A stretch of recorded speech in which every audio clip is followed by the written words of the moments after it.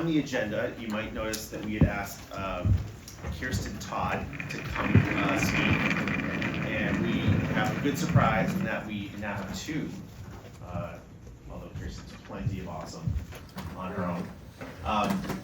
One of the things that I did spend 18 months at CISA, the newest federal agency, but even before that, it was becoming clear that each of these individual sectors couldn't build their own cyber ranks and their own cyber army. But also what's becoming clear is no one really knows who CISA is, or who's who in the federal zoo, and if you should work with HHS or FBI or CISA or this or that. And it's becoming increasingly necessary. Yeah, I have two labs, two mics for yours. It's becoming increasingly necessary that if we're going to rise to meet these challenges like systemically important entities like change, or prepare for things like Volt Typhoon, or get on the right side of the president's strategy, or pay attention to Congress, that this shared responsibility requires we know what CISA is, we know what they do, we know how we should work together. And while Kiersten is not currently there, she's been kind of all along in the journey that led to CISA as chief of staff most recently. And I thought she could speak more freely and people actively there. And we've added to the list, not on the agenda, but Steve Kelly recently retired from the FBI, where his last post was at the White House in the National Security Council for cyber. And all the way up until his last day, I was hounding him to try to make healthcare safer. So his new job is Chief Trust Officer for IST, which is a nonprofit think tank that runs the, among other things, the ransomware task force that you may have heard of. So I'm going to give a microphone to them and they can enhance their own introductions. We're going to have them talk for about 30 minutes on some of the areas where CISA can and should and must interface with healthcare and public health. Well, fantastic, Josh and Bo and others. Thank you for the opportunity to be here. I didn't want that last conversation to end. That was actually fantastic. And you want an opportunity to testify. I think that there will be opportunities because that's a message that needs to get out, and there's members on the Hill that will be very interested in what you have to say, Dina. So thank you for that. It really does set the scene for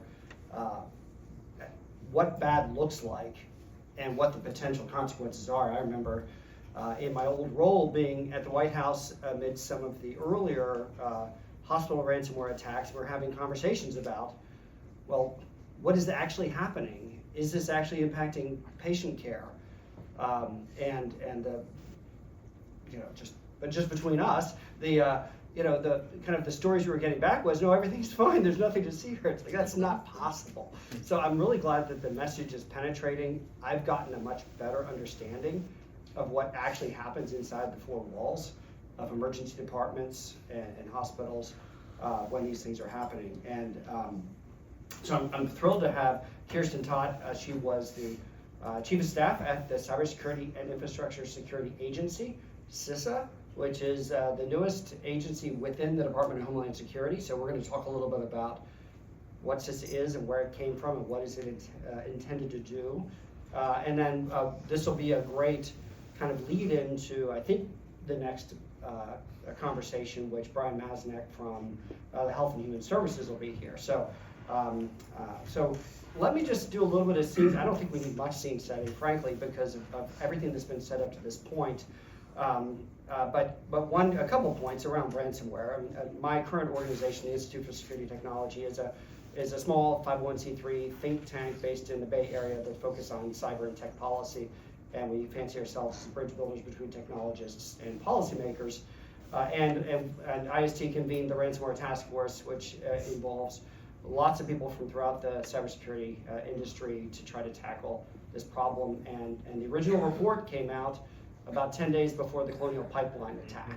So probably a report that nobody would have read became a really big deal. And so we've been trying to push for reforms, and there's 48 recommendations in the report. We've seen significant progress against 24 of those, but clearly not enough, because it seems like today the ransomware pandemic, if I call that pandemic, is worse than ever before. The National Cybersecurity Strategy, which you heard Steve Casapulla from the National Cyber Director's Office talk about, actually identified ransomware as a threat to national security. probably the first time, outside of the context of counter narcotics and those types of things, that a criminal threat has been deemed as a threat to national security. So it's clear that this is a major problem, and then now with kind of warnings from the government around China and Taiwan and potential incoming against U.S. critical infrastructure, the threatscape seems to be more scary than ever before. So maybe we'll just kind of like let that sit, and let's talk about CISA. So Kiersten, can you just tell us a little bit about what CISA is, where did it come from, and for those that aren't familiar, help to familiarize them, and why does it matter in the context of healthcare cybersecurity? Well, thank you, Steve, and thanks for your service. I know we've crossed paths a little bit, and now in the work that you're doing with ransomware, which I think is so important, and to Josh and to Bo for convening this, because last year CISA identified healthcare as one of these vulnerable sectors that really wasn't getting the resources or the efforts and focus that it needed for a lot of reasons. And when we look at where we're most vulnerable, looking at education, water, healthcare, these issues are so prevalent, and the vulnerabilities are the scariest for many reasons. And appreciate the work that Josh continues and Bo have done in this space. So I have both the fortune and the, one could argue maybe the challenge of having been in this space for decades. I was working on the Hill on 9/11, and my first assignment, I had been working for Senator Lieberman on his personal staff in economic policy.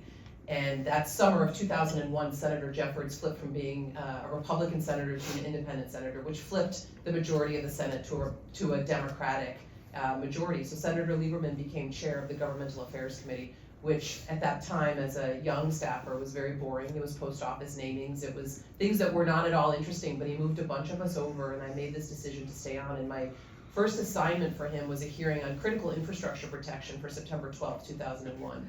So 9/11 happened on that Tuesday, and we went forward with this hearing on that Wednesday, and Senator Lieberman looked at a couple of us, because we had been using the Hart-Rudman Commission that used this term Homeland, and said, we should have this Department of Homeland Security, which at the time, before the TV series, before anyone was looking at this as something cool, was very strange and odd. And so there was a group of us that were working on this legislation, while simultaneously there was the investigation of the Enron corruption. If those of you who remember, over 20 years ago, that was much more interesting. That's what the media was covering, right up until President Bush came out in June of 2002 with a counter to the DHS proposal. So what's so fascinating about this is that legislation to create the Department of Homeland Security was very much about how do we make sure a 9/11 never happens again. Let's put every agency, every entity within the federal government to stop this physical destruction and to stop terrorism at all costs. If you look at the history then, over the course of years, it was this, okay, physical is dominating, we've got to make sure that cyber has a voice, we've got to make sure that it's evolving and that we don't lose cyber. And then you sort of look at this place around 2010, maybe even 2008 with the financial crisis. Wait a second, cyber is actually the dominant voice here. This is now all about cybersecurity.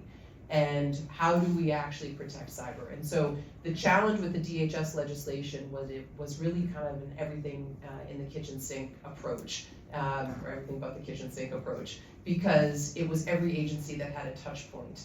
Now as you evolve, really when we look at what the Department of Homeland Security means, it's about physical protection and protecting critical infrastructure. But the value and the importance of protecting critical infrastructure and the reason, it's all in cyber.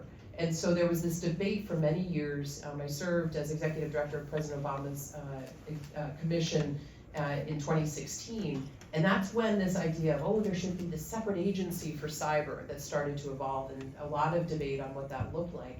But the conceptualization that if we're going to protect critical infrastructure, we have to do that through cyber.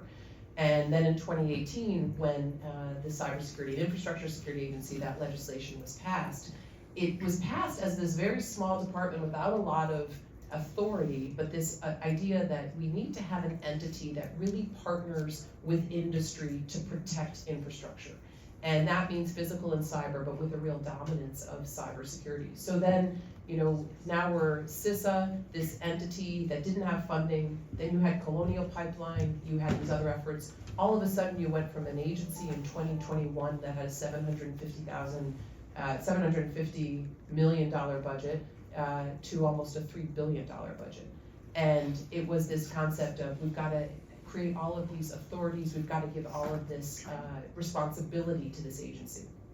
Now what we talk about with CISA is that it is this national coordinator for sector risk management agencies, department and agencies that look at critical infrastructure. What does that mean? It's intended to share information, be an operational collaborator, bring in data, bring in intelligence, and then kick that back out.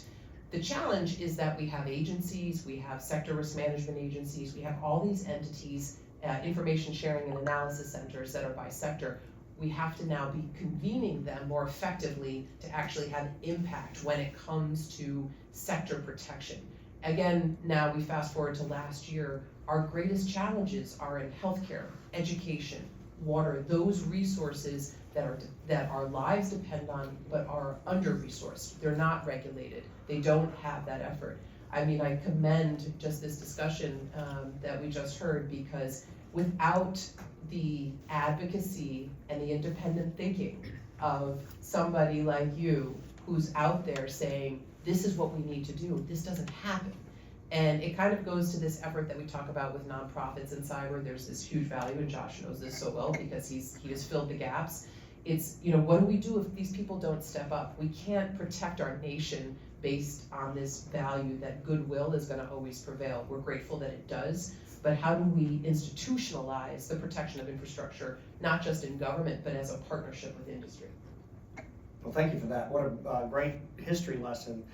This National Coordinator for Critical Infrastructure Protection role. So recently, the President signed out National Security Memorandum 22, which is a decade in the works. PPD, Presidential Policy Directive 21, signed by President Obama, I think around the 2013 timeframe, yeah. And so I think everybody was expecting kind of a big rewrite, big changes. And I think a little bit more modest changes, but there's a few things that I noticed in there, and certainly that was one of them, kind of capital N, capital C, the National Coordinator role for CISA.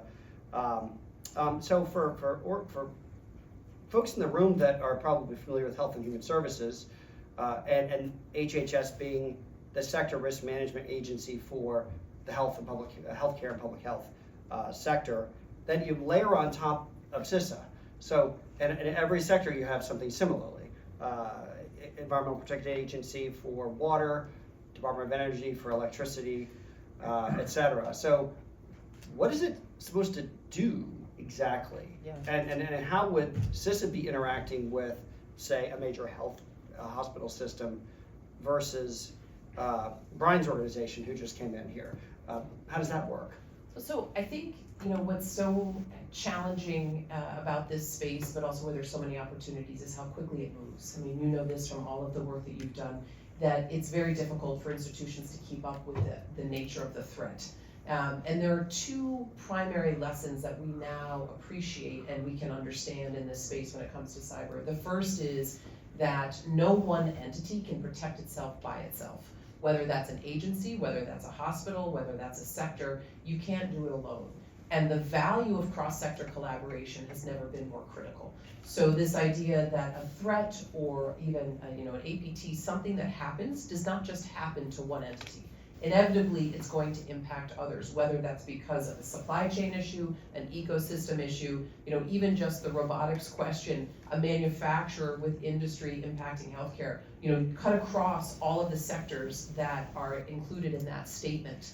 There are so many. So this idea for CISA is you need to have an entity that's looking at all of this, really understands the landscape, and in a perfect world, is sharing that intelligence, is taking information from one sector, from a threat, from an attack or whatever that is happening, and is able to share that with other sectors. So the coordinator piece, I think the challenge with this coordinator piece is then you think, okay, if you're coordinator, then you're looking across everything. But CISA is also the sector risk management agency for now 9 sectors. So manufacturing, chemical, elections.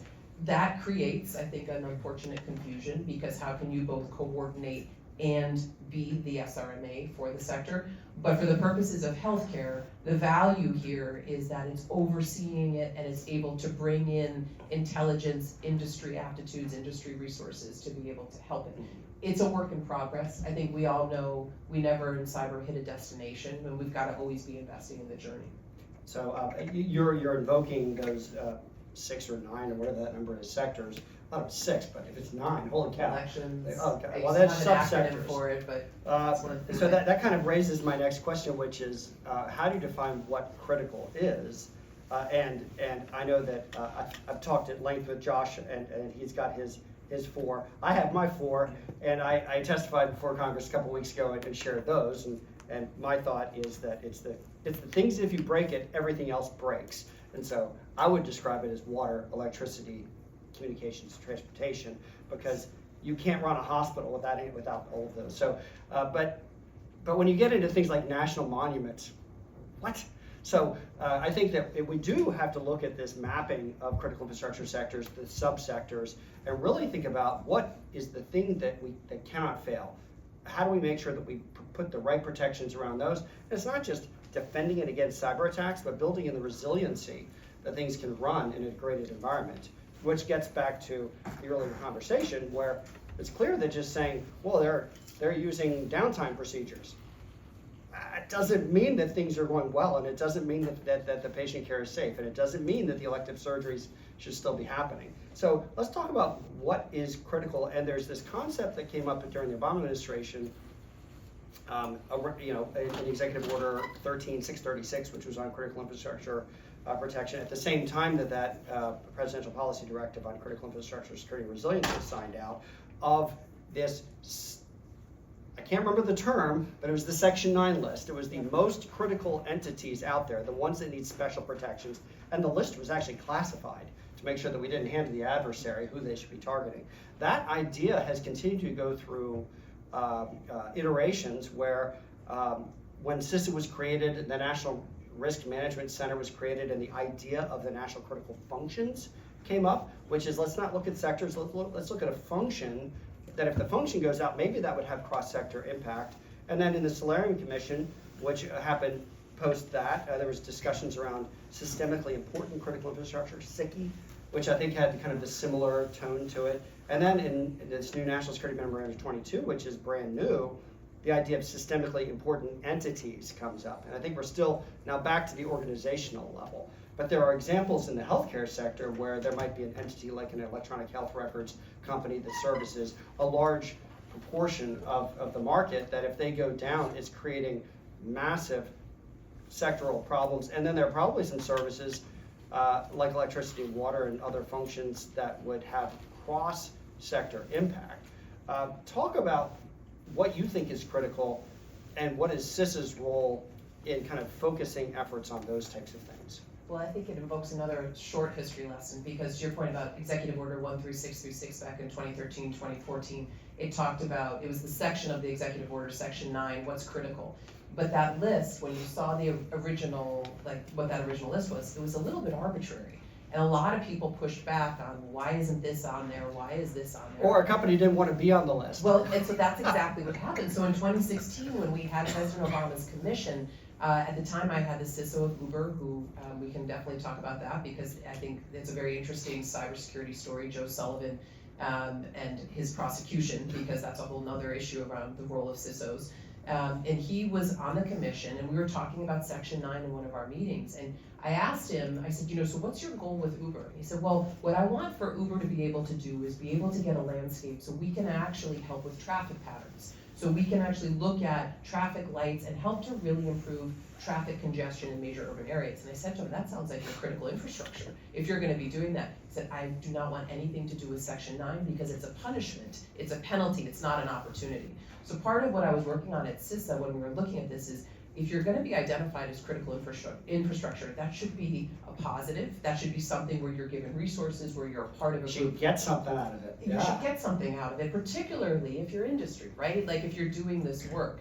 But what is critical? I think, the huge debate in this latest NSM, the National Security Memorandum, that was the evolution from PPD 21, one of them was, should cloud service providers be critical infrastructure? I say yes. I believe very strongly that these companies that are controlling and hold all of our data should actually absolutely be part of that. Well, and on top of that, how can you tell the difference between cloud and telecommunications? Well, so this is the interdependencies, Yeah. right? So if you've got these interdependencies, that challenge is so tough. And then I'll reverse back to 2016. We were finishing our last meeting, and the chair of the commission said, just asking this group, should elections be critical infrastructure? And he got hammered. It was like, no, critical infrastructure is about life, it's about livelihood, it's about the ability to live your life day to day. Elections have nothing to do with that. Well, what he was probably had some information was, what happens if our democracy goes down? Is democracy critical infrastructure? And I think this challenge around how we define what is critical to our nation is always going to be an ongoing debate. But at the end of the day, this systemically important entities, it only changed to E because nobody liked the acronym SICKY. And so it was like, let's come up with a better acronym for this. But it's what are those organizations that we depend and rely on? So there's that whole conversation. But at the end of the day, the challenge is healthcare doesn't get the resources or the understanding and appreciation for how it's so dependent on cybersecurity. And talking with the FDA, if you look at medical devices, and if you go to rural areas, what happens if a medical device goes down? Because while we don't give the resources to rural areas to have more resources, we're still giving them technologies without the understanding and the education of how to actually work the technology. One other quick anecdote, a few years ago, LA County School District got hit by a ransomware attack right before school started. They actually had a very well-known technology in their system, they just didn't know how to use it.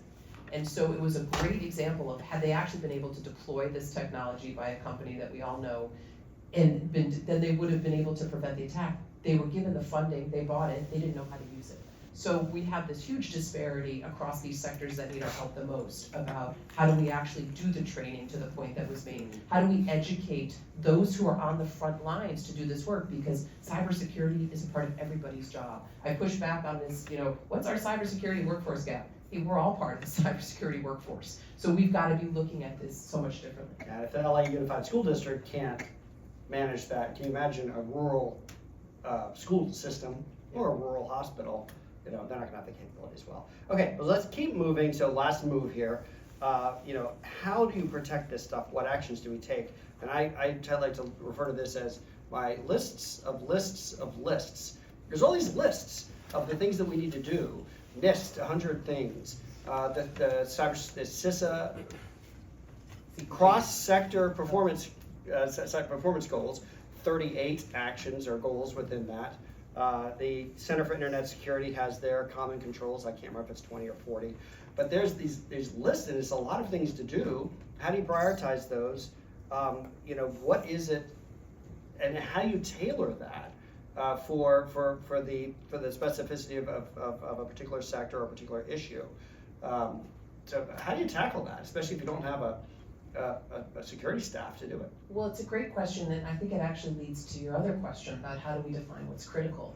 Because I think there's always been this debate about compliance and risk management, and we have to do a better job educating on how to manage risk. Because there's no way that you can take one set of principles. I mean, this is the challenge. I worked on the NIST framework back in 2013, 2014, 98 controls, a huge debate about you don't adopt the framework, you use the framework.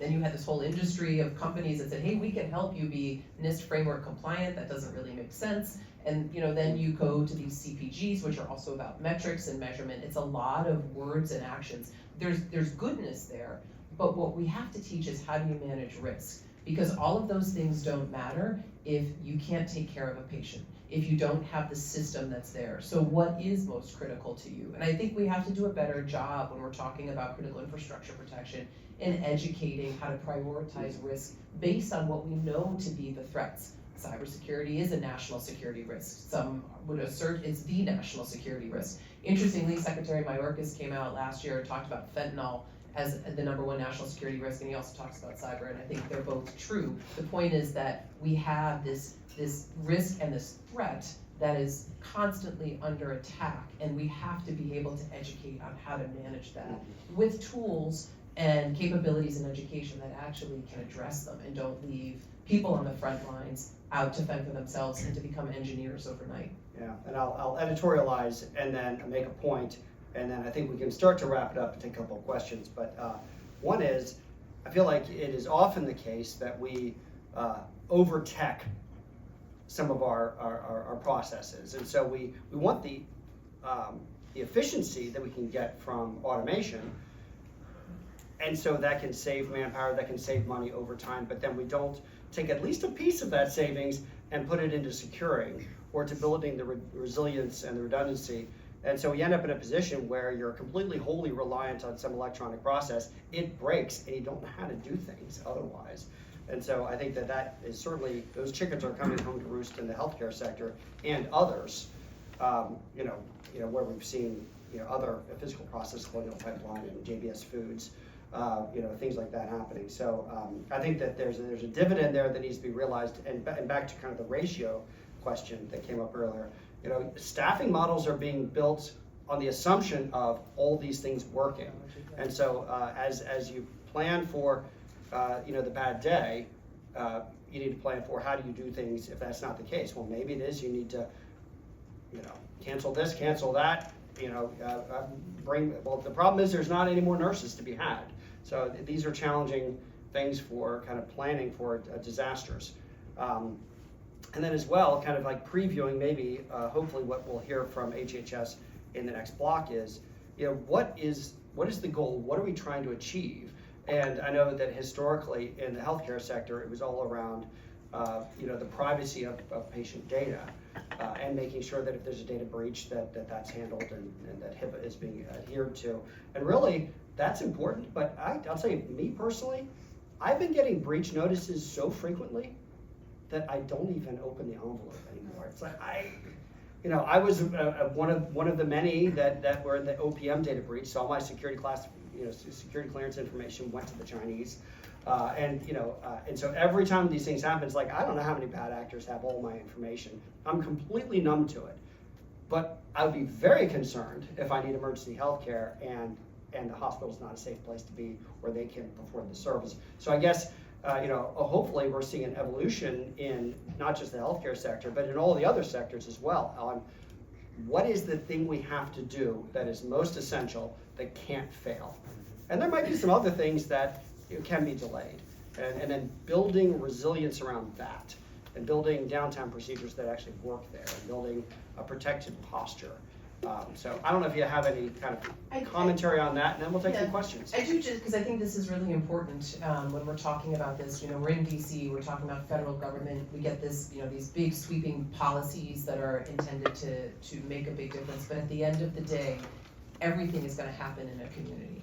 Any event, any attack, it's about people in a community that are dealing with it. And I think one of the things that CISA has done and evolved, it's still a work in progress, but it's done really well, is it has offices that are based off of the FEMA regions. In all of those offices are cybersecurity advisors, physical security advisors that are intended to be on the ground. And so from a healthcare perspective, if I'm in a hospital, if I'm the CIO or the CISO, I want to make sure that I've reached out to and I've connected to those people who are from the federal government but on the ground in the community, because they're going to have the information, they're going to have the data and the resources most immediately to step in and to help. And I think that connection between what the federal government is doing and where the resources are to the communities is really critical. And that is that sort of, no fail zone of being able to help communities. Again, all of this is a work in progress. I think it's what you said is so important. We're constantly learning. This is a learning cycle, and we've got to invest together. And it's cross-sector, it's people, it's communities, but making those connections between whatever is being done at the federal level to what's happening in the communities and ensuring that the resources and that urgent need for help and support is just seamless, and we have a long way to go with that. And I think ransomware is one of the greatest examples of the challenges that we have. That's a whole nother, we could go into this because I think this nation has actually created a perverse market structure that supports ransomware, but that's another conversation. But the point is getting the resources at the community level to make it happen. So we will be able to take one question, and then we do need to get to our next guest. And Josh, there's a hand up directly behind you. I can speak loud enough. When will there be a political will to call the problem out for what it is? It's cyber war. This is not cyber crime. But I don't think it's, so ransomware is a profit-making business. Ransomware is a threat vector. Not always. We've got nation states, we've got individual, no, not always. But the problem is, when you, in order to polarize society, in order to galvanize society, if you don't call it out for what it is, right now, society puts the onus largely on folks that do IT and cyber. Well, so that I 1000% agree that we've got to stop. This is what the National Cyber Strategy that the Office of the National Cyber Director released last year focused on, which is stop putting the burden of responsibility on the consumer, the client, the end user. No question. This is where technology and vendors and software developers and all have a responsibility to create more secure products so they're not vulnerable. I guess I would just offer, I hear you, but what is the value in, it's cybercrime, it's cyber war, it's a profit-making mechanism. What's the value in just identifying it only as cyber war? Once you identify the target, you then can marshal the resources to go about it the right way. I don't know that we would be able to do it any differently. Right now, we have nation states that are leveraging anonymous or other cyber activist tools to propagate things that they're making. They now represent the third largest GDP in the world. All right, we are, here's the great I thing love about, this the great thing about CyberMed Summit is we stir the pot.